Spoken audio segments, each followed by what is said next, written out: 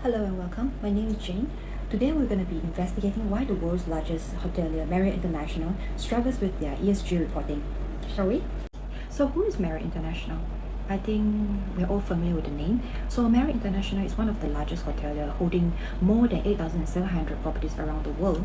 And today we're going to be discussing its ESG gaps. So every year, the latest one was 2024. That was the latest ESG report that we're going to be basing most of our discussion on today. We're going to be looking at the gaps of their ESG report and also to compare it against the ISB S2 climate disclosure, as well as we're going to also look at some of the practical operational fixes that we can do to make things better for them, such as like lead management, mesh, and also we will be discussing key metrics and targets. So we will actually dive into measurable data in terms of their KPIs. Then we're going to be talking about the ROI on the business side. How is bridging their ESG gaps going to improve their business. So speaking of the largest ESG reporting struggle for Marriott, so we are looking at the whole elephant in this carbon and supply chain footprint. I'll explain why a bit later. But so a whopping 2/3 of Marriott's climate impact lies on Scope 3. You can see from their latest ESG report. So that is like franchise operations and suppliers. And yet these are the exact data qualitated as the poorest. So until recently, Marriott mostly just guessed at their supplier emissions during operation with like spend data. Supplier engagement is also a weak spot. Barely half of its key vendors have undergone sustainability assessment so far. And Marriott's goal for 22% of their suppliers by emission to set science-based targets by 2028 highlights how much work they still have to do. So there's a renewable energy. So only 2.9% of Marriott's electricity come from their renewable sources, recorded in 2023. And then they set a goal to reach 30% by 2025, which is this year. Hotel level ecosystem certification as well, they are lacking. Marriott pledged to have 100% of its property to hold sustainability certification by this year, 2025, but progress is still ongoing, meaning that many of the hotels have yet to meet the standards. So underpinning all of this as a fragmented IT landscape, thousands of its franchise properties on different systems. They're operating on different systems, making it very hard to actually compile consistent and timely ESG data for their report. So in short, Marriott's ESG reporting puzzle has been missing a few pieces critically, which we're going to be looking at next. Well, you might ask, why is ESG so important? Why should Marriott care? And why should any company care? So business is all about money, right? So money talks and regulators are listening. Investors are increasingly aware of sustainability data as a proxy for good management. In fact, many companies with lowest ESG ratings face financing costs about 7.9% versus 6.8% for ESG leaders. A tangible hit to the cost of capital if Marriott lacks in transparency. Meanwhile, regulators from the US, SEC to the EU are rolling out climate disclosure mandates. So Marriott as an international brand is pretty important for them. Marriott itself acknowledged that failing to comply with evolving laws could trigger fines or other sanctions. Then there's the customer side. Group travel clients and corporate accounts now routinely ask for carbon footprint data. Nearly 380 corporate customers demanded sustainability reports from Marriott in 2022. If Marriott can't furnish credible numbers, those clients can and will take their business elsewhere. So the hotel's brand trust is on the line too. Surveys show that 78% of global travelers intend to stay at a sustainable property in the next year. And they won't hesitate to actually choose another property if they are able to provide better data than Marriott. So in short, weak ESG reporting actually will cost the business itself.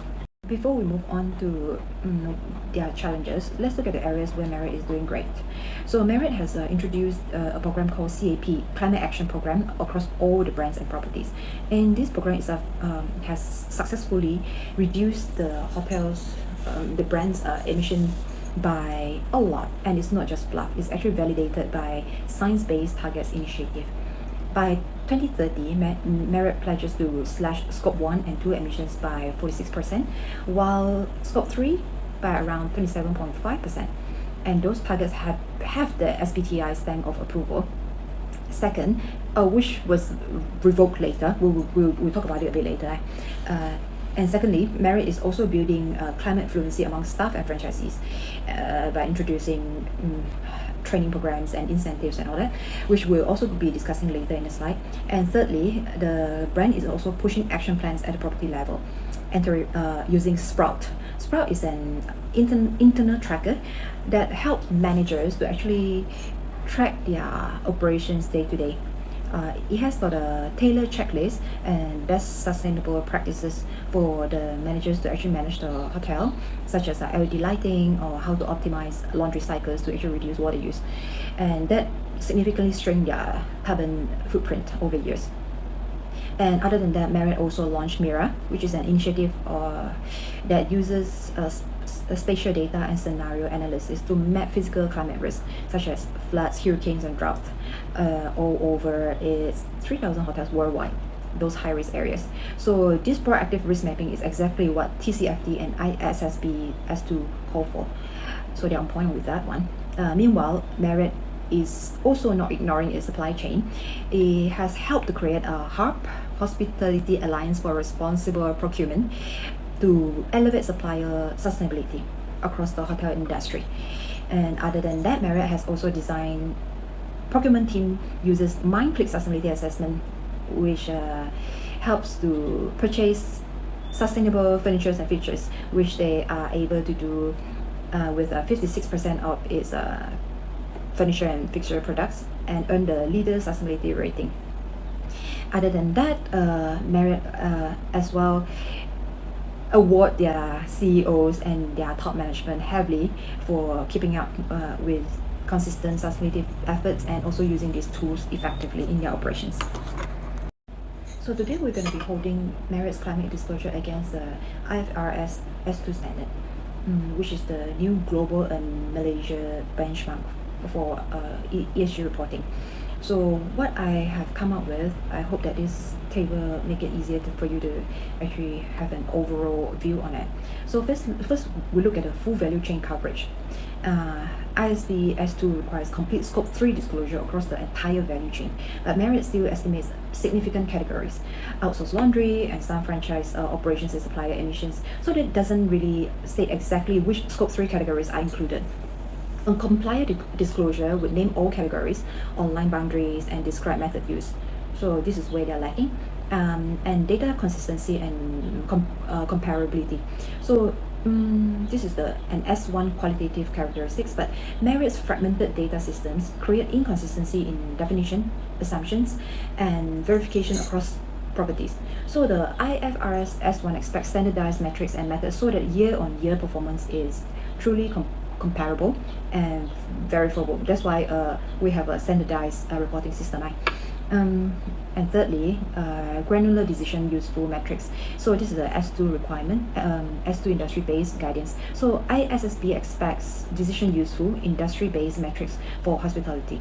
That means hotel level energy and emissions intensity. Marriott reports some regional intensities, but not uniformly across all of their properties.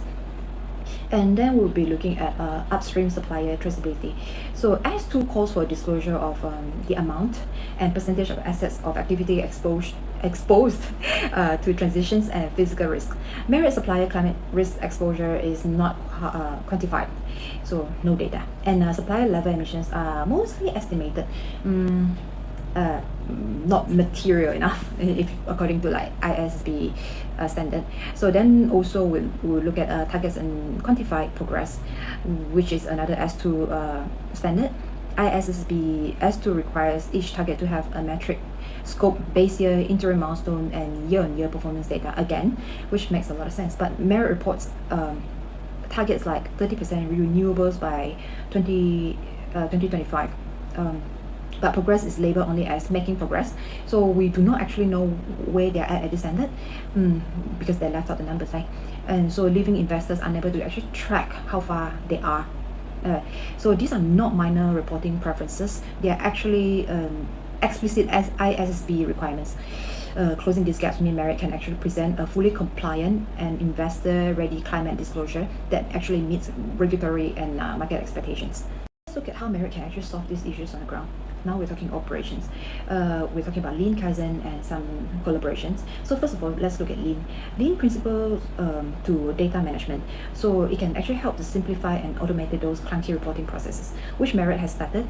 Marriott has recently deployed an AI-driven accounting system for Scope 3, moving away from Excel sheets. The payoff has been significant, a 5 to about 10% reduction in reported Scope 3 emissions, and also saving 250 labor hours.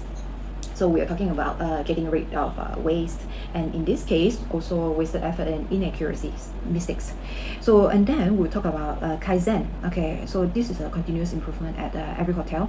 So imagine that every Marriott property actually running mini sustainability kaizen, engineers and green teams continuously monitoring energy, water and waste. So every month they can tweak and match the property's operation. So it helps to optimize HVAC settings and reduce food waste in the kitchen as well, which is great. And these small gains property altogether add up across 8,700 hotels. So that's massive, right? Marriott can foster this with training and by sharing best practices through Sprout updates, turning sustainability into part of the daily operations and training as well, training materials. So other than that, Marriott is also using a mesh system. It has been mentioned in its CDP report, which they are going to make it universal. So that whether it's a Marriott-owned REITs in New York or a franchise courtyard in Nepal, they're all logged into the same system to report their utility usage and initiatives. This is going to come and this is going to help with their report data collection for their report as well. So consistency, accurate data, great. On the supply chain side, Marriott should also practice SPFR, which is the collaborative planning, forecasting and replenishment for sustainability. This means that actively working with suppliers on emissions and reduction plans and data sharing as well. Again, this is for the accuracy of data and transparency as well. So the AI platform they implemented is already gearing up to handle some of the supplier reported emissions, but they can further accelerate this by convening the suppliers, setting common goals for them. For example, like reducing packaging emissions by X percentage by when and when, okay? And also they can actually forecast improvement together and also probably share some of the useful insights that actually work for each other. And lastly, they can also probably, which they are already doing, stakeholder incentives. Franchisees and owners need to see values in their ESG reporting and also their efforts, the ongoing day-to-day effort. So Marriott could actually, for example, include some of the sustainability metrics in owner scorecards or give award to the top properties that actually perform hotels in data quality and carbon reduction. So in ESG, what gets measured gets managed. So it's all about numbers, eh? And under ISSB S2, S1, it's not enough to simply set targets. We need to actually have clear, consistent data and metrics that investors can rely on. So this table actually summarizes Marriott's most material KPIs, each directly aligned to ISSB S2 and SASB's for hotel standard. And we are looking at carbon intensity, which Marriott is the most mature at. So it's down by 20.3% since 2016, but it's still short of its 30% cut by 2025, which is this year. The report is yet to be published and we'll see how far are they at this one. Last year they published their ESG report using GRI and SASB, but not sure what system they're going to be using this year. So this is decision useful because it normalizes performance across the portfolio and lets us spot lagging properties. Second, renewable energy share is where the biggest gap lies. Only 2.92% of its electricity come from renewables in 2023. That was like 2 years ago. But have set a goal to reach 30% in this year, 2025. This shortfall points to a very urgent need for accelerated action. And thirdly, we're looking at supplier SBTI coverage directly addresses upstream scope 3. That is what ISSB S2 expects. They previously set a target, then it was later on revoked. Marriott's current disclosure is incomplete, but we estimate around under 10% of top suppliers have actually gotten the science-based targets against its goal. I think they set a goal of like 22% by 2028 from the suppliers, but this is something that is like unclear and ongoing. Something definitely that they should improve on. Fourth, we're looking at water intensity. So this reflects a physical risk management, even though they have like ongoing efforts in reducing that. Marriott has actually achieved a 9.3% reduction since 2016. That was about almost 9 years ago. So, but it still needs to reach about 15% by this year, 2023. It sounds doable, but we'll again see what says on their report this year, especially in water stress regions under its mirror risk tool. So fifth, we're talking about waste division and food waste reduction. So these are the new baselines established in 2023, and these KPIs actually track progress towards a 45% landfill division rate according to their latest ESG report, and a 50% food waste cut by this year, 2025, both requiring very consistent data from all the properties. Again, accuracy and in data reporting. So by integrating these KPIs into a unified reporting platform, Marriott can actually close its ISSB S2 compliance gaps effectively, provide investors with quantified year-on-year progress, which is required by S2 as well, and embedded sustainability metrics into operational decision, the business mix across all the properties. So let's look at investment. Obviously, investing in ESG reporting and performance costs a lot of money. And what is the ROI here? First of all, operational savings. Sustainability often equals efficiency. So cutting down energy use from waste, water leaks, trash management, it doesn't just lower carbon footprint, but it also helps to reduce utility bills. Data actually shows that green initiatives in a hotel can actually reduce the hotel's energy cost by 20 to 40%, depends how you do it. So imagine hundreds and thousands of Marriott properties, each saving tens of thousands of dollars by installing LED lights and smarter thermostats, or like reducing kitchen food waste with like monitors, AI monitors.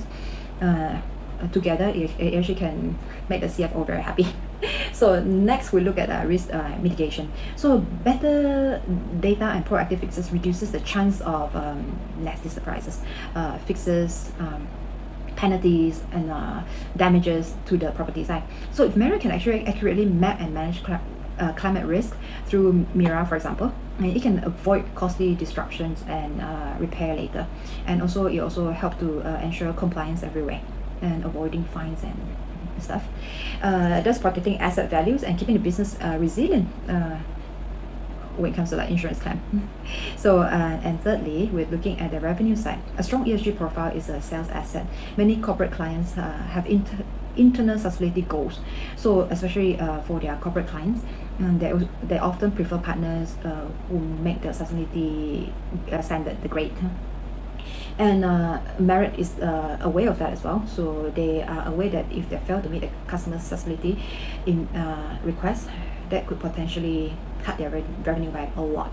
Based on their last CDP report, they estimate that it could reduce their sales by 14% from their customer if they don't meet the sustainability expectations. So conversely, by showcasing like credible ESG progress, Marriott can actually retain or even attract more corporate contracts. That would be a big win, and also build brand loyalty, and then pricing as well, probably. And then last, we're looking at capital market benefits. If Marriott closes data gaps and boosts its ESG ratings, credit rating agencies and investors may reward it. And lower perceived risk can be translated into lower interest rate on debt, getting loans easily to expand, things like that. But a rough ballpark, bridging the ESG gap could probably reduce Marriott's weighted cost of capital by around 1% point over time, given how markets favors ESG leaders these days. So in short, the ROI sustainability and the solid ESG reporting is not just to look good on paper, but it also shows up in reduced costs, avoiding losses, stronger revenue, and also a cheaper capital. So you can see in the slide that this was plucked from their 2025 sustainability goals. You can see the carbon goal of 30% is a historic goal now. It's been revoked for some reason. So what we're suggesting is at least meet the water and waste goal. Climate get a lot of attention, but water and waste are like really important, especially when it comes to hotel. So on waste, until recently, Marriott's waste data was a bit patchy. Different hotels track recycling and food waste differently.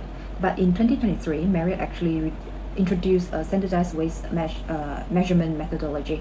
So that has effectively set a baseline for total waste output and food waste volume. Big improvement for their data collection. And then they quickly put it into work with a food waste reduction rally in 2023.